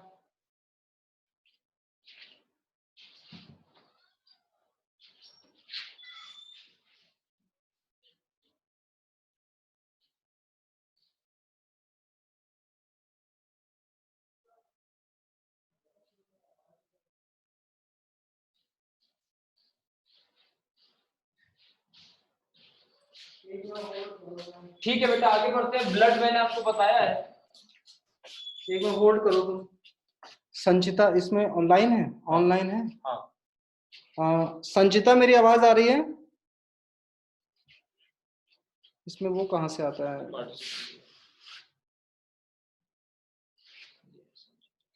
संचिता गुप्ता मेरी आवाज आ रही है? संचिता गुप्ता को म्यूट करो। संचिता आपको भाई मेरी आवाज आ रही है? हेलो। ठीक है, मैं घर पे फोन करता हूँ। ठीक है, मैंने आपको बताया अभी तक ब्लड के बारे में। आगे आ जाते हैं। सर्कुलेटरी सिस्टम का जो हमारा नेक्स्ट पार्ट था, वो हमारा सर्कुलेटरी सिस्टम का नेक्स्ट पार्ट है ब्लड वेजल्स, और उसके बाद हम पढ़ेंगे हार्ट। पहले मैं आपके साथ डिस्कस कर रहा हूं ब्लड वेजल्स। पहले हम डिस्कस कर रहे हैं ब्लड वेजल्स।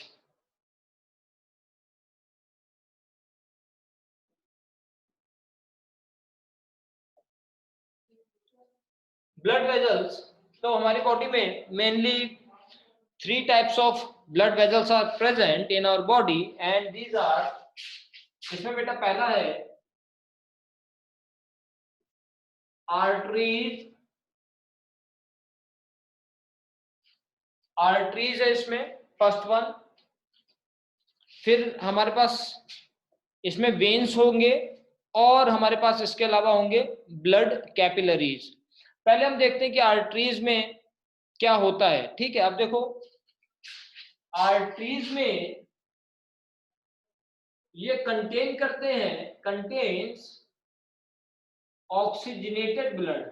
आर्टरीज में ऑक्सीजनेटेड ब्लड होता है, दे कंटेन्स ऑक्सीजनेटेड ब्लड। और आर्टरीज की जो वॉल्स होती हैं, आर्टरीज जो है हमारा, जो एक है हमारा आर्टरीज, ये पाइप है आर्टरीज वाला। तो आर्टरीज की जो वॉल्स होती हैं, इसमें अंदर ये खाली जगह है, बीच में ये अंदर खाली जगह है, और बाकी इसकी वॉल है। तो आर्टरीज ऐसी होती हैं। और जो वेन्स है, वेन्स ये आर्टरी है। जो वेन्स होगा, वेन्स, तो वेन्स के अंदर ल्यूमेन जो होता है, खाली जगह जो होती है वेन्स में, वो ज्यादा होती है। कहने का मतलब है कि आर्टरीज की वॉल्स थिक होती हैं और वेन्स की वॉल्स थिन होती हैं। ये वेन्स है। ठीक है, तो मैं आर्टरीज में सेकेंड पॉइंट लिख रहा हूं कि ये थिक वॉल्ड है, थिक वॉल्ड। एक पॉइंट और बहुत इंपॉर्टेंट, कि ये जो आर्टरीज होती है ना बेटा, ये जो आर्टरीज होती है, आर्टरीज में हमारे आर्टरीज में, हाँ, आर्टरीज में बेटा हमारे, वैसे तो ऑक्सीजनेटेड ब्लड होता है, वैसे तो आर्टरीज में ऑक्सीजनेटेड ब्लड होता है, लेकिन हम बोलते हैं कि आर्टरीज में इम्प्योर ब्लड है। अभी बताता हूं मैं आपको, इम्प्योर ब्लड। कहने का मतलब है कि वो ब्लड जिसके पास नाइट्रोजनस वेस्ट है, तो नाइट्रोजनस मतलब कि जो हम यूरिन एक्सक्रीट करेंगे ना, नाइट्रोजनस वेस्ट जो हम एक्सक्रीट करेंगे, तो उसमें हमारे ये, हम बोलते हैं कि वो ब्लड इम्प्योर है। तो आर्टरीज में वो होता है इम्प्योर ब्लड। ठीक है, आर्टरीज में। लेकिन अभी हम मेनली यहाँ पे सर्कुलेटरी सिस्टम पढ़ने जा रहे हैं, तो मेनली हम ऑक्सीजनेटेड और डीऑक्सीजनेटेड ब्लड की बात करेंगे, ठीक है। ये था आर्टरीज। आर्टरीज के बाद बेटा आ जाते हैं हम next type of blood vessels में, जिनका नाम है वेन्स। नेक्स्ट है हमारे पास वेन्स।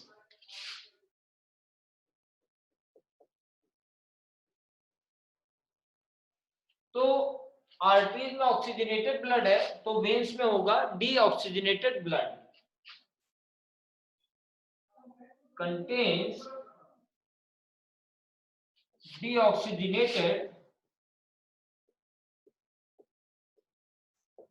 डीऑक्सीजनेटेड ब्लड है।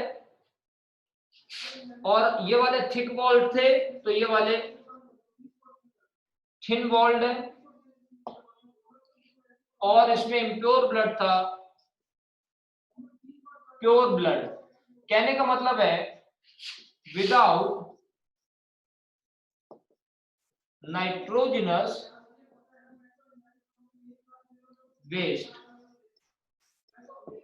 और इस वाले में विद नाइट्रोजनस वेस्ट, ठीक है। ये मैंने आपको बताया आर्टरीज और वेन्स के बारे में। इसके अलावा हमारे पास है third type of blood vessels, जिसका नाम है कैपिलरीज। कैपिलरी, ठीक है, इतना हो गया, नोट हो गया, ठीक है। आगे बढ़ते हैं बेटा।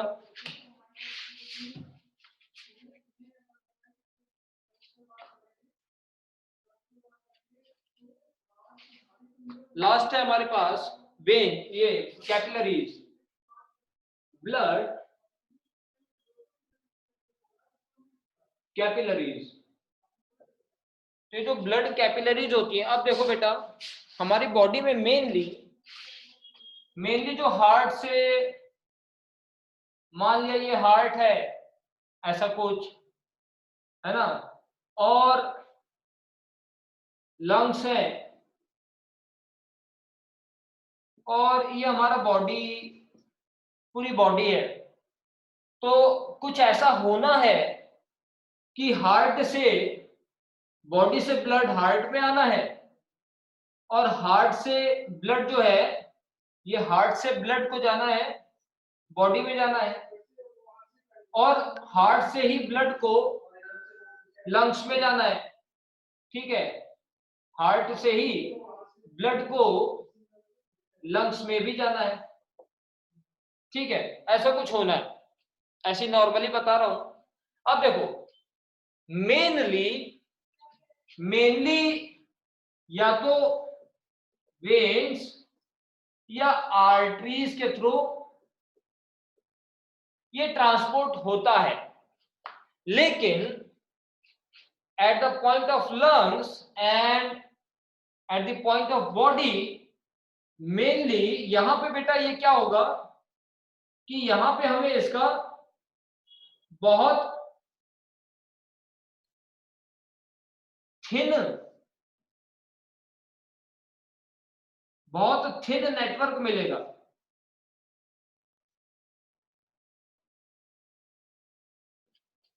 बहुत थिन नेटवर्क मिलेगा। और लंग्स में भी ऐसा ही है कि लंग्स में हमें इन आर्टरीज और वेन्स का बहुत थिन नेटवर्क मिलेगा। और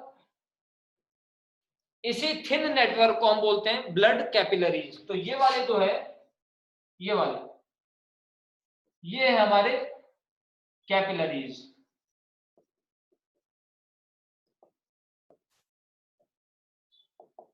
ठीक है।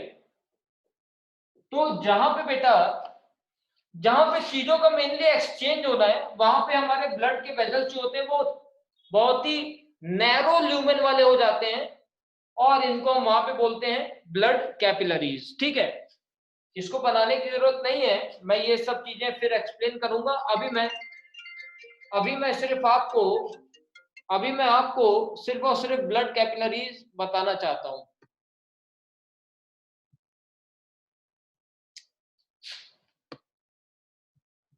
ब्लड कैपिलरीज में एक दो पॉइंट लिख लेते हैं बेटा।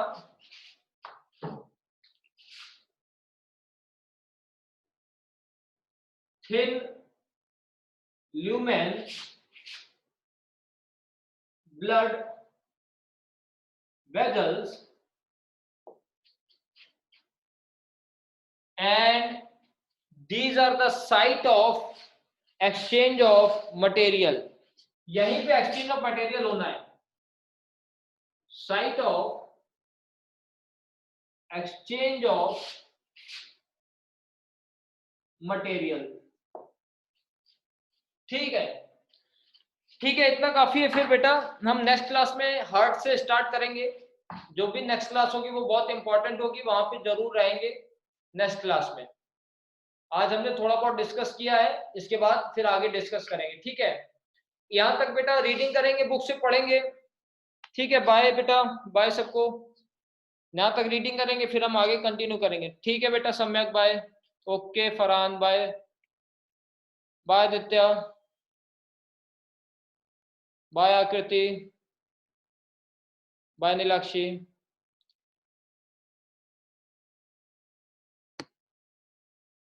ठीक है सुजल बाय, गरिमा बाय बेटा।